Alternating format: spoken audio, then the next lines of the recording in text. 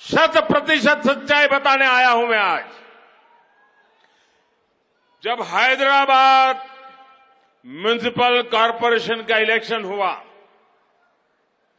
Bharatiya Janata party 40-45 सीटें जीत करके आ गई।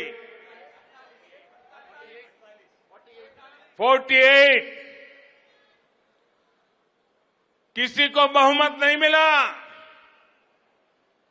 केसीआर को सपोर्ट की जरूरत थी और आपने देखा होगा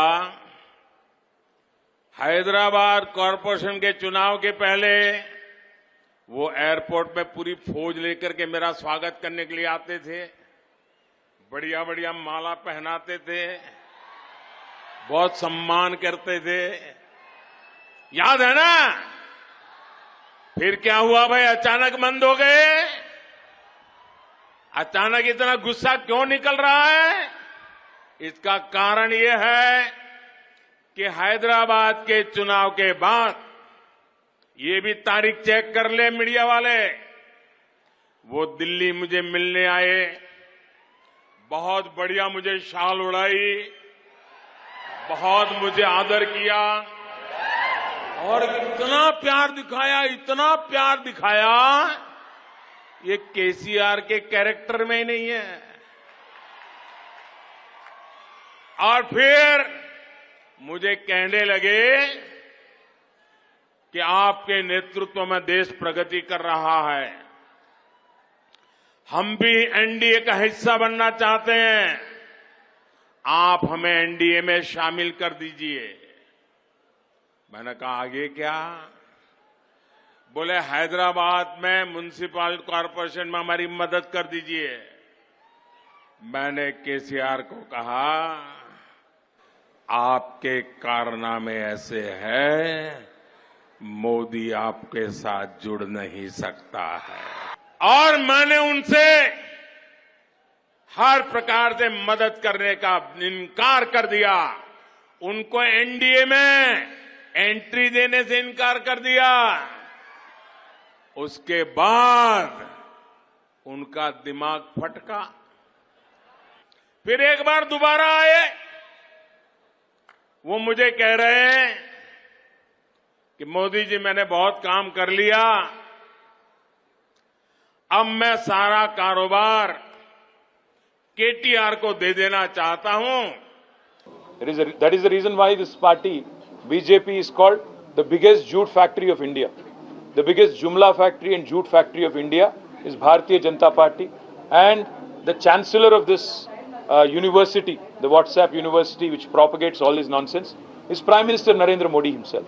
What I found amusing are the white lies of Honorable Prime Minister, clearly fabricated.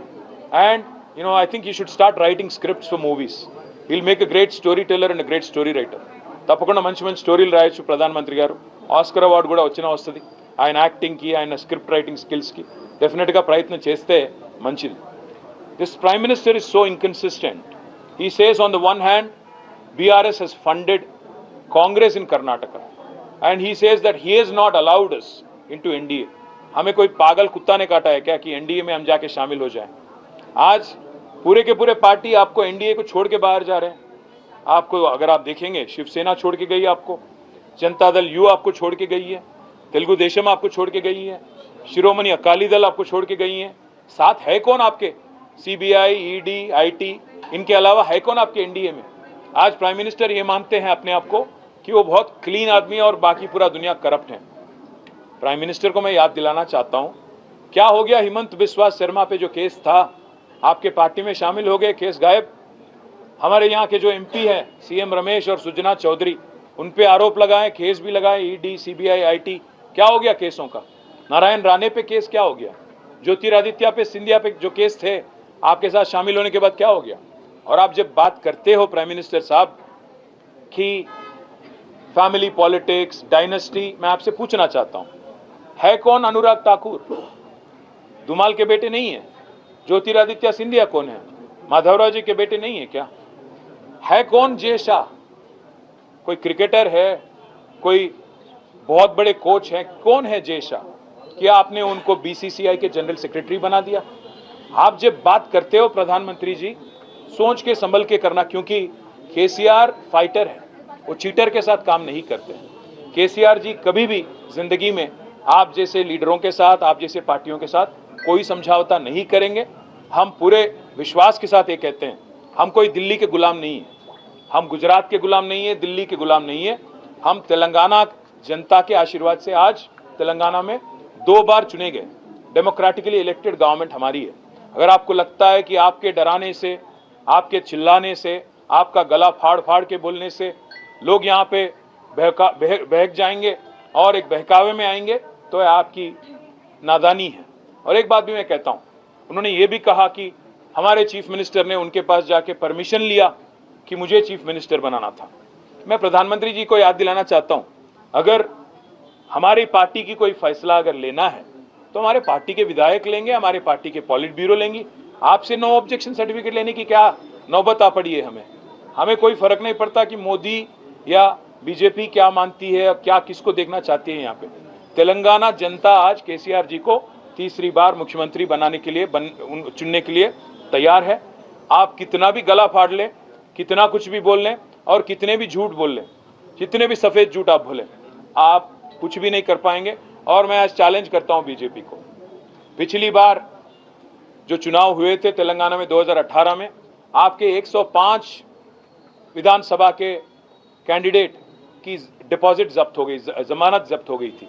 मैं चैलेंज करता हूं, अगर दम है बीजेपी में, नड्डा में, अमित शाह में, नरेंद्र मोदी में और जितने भी और लीडर हैं, आइए, tourist sir welcome to Telangana, हमें कोई इतराज नहीं। आप आइए, गला फाड़ फाड़ के बोलिए, तेलंगाना जनता को समझाइए कि किया क्या आपने तेलंगाना के लिए पिछले 9 साल में, और कोई अगर वोट देना भी चाहे तो क्यों दें आपको।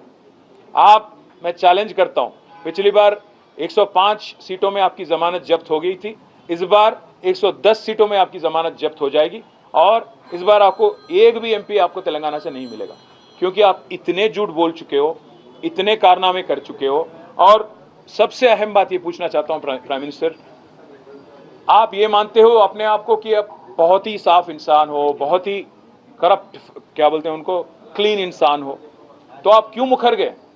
जेपीसी अदानी के मामले में जेपीसी से क्यों डरते हो? अदानी के मामले में एक बार भी प्रेस के आगे आके क्यों नहीं बोलते हो? जब श्रीलंका की गवर्नमेंट ने खुद कहा कि वो दबाव में उनको लाया गया, भारत सरकार की तरफ से प्राइम मिनिस्टर मोदी ने खुद श्रीलंका प्रेसिडेंट को बोला कि आपको एक 6000 करोड़ वाला कॉन्ट्रैक्ट अदानी को देना है, क्यों आप आज तक नहीं क्लैरिफाई करते हो? क्यों आप बोलते नहीं हो? हर किसी को डरा के, धमका के जो काम चलाने की तरीका आपने सीखा है, मैं प्रधानमंत्री जी आपसे कहता हूं, ये तेलंगाना में ना चलेगी। आपकी जितने भी यहाँ पे साजिशें हैं, आपकी जितने भी यहाँ पे कोशिशें हैं, सारे के सारे नाकाम रहेंगे। माह रबीउल अव्वल के मौके पर उम्राह करने का सुनहरा मौका। मक्की मदनी टूर्स एंड ट्रैवल्स की जानिब से सितंबर और अक्टूबर के महीने में होगी काफिलों की रवानगी।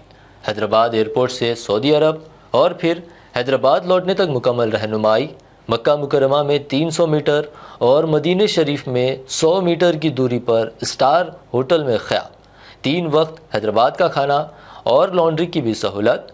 मुअल्लिम की रहनुमाई में उम्रा की सादत और तमाम मुक़द्दस मकामात की ज़ियारतें। माह रबीउल अव्वल के मौके पर हज़रत मोहम्मद सल्लल्लाहु अलैहि वसल्लम के शहर मदीना में क़याम का सुनहरा मौका। बुकिंग के लिए फ़ौरी रब्त करें Makki Madani tours and travels, Kakaji towers, Taiba market, near old Char Minar, bus depot, Hyderabad.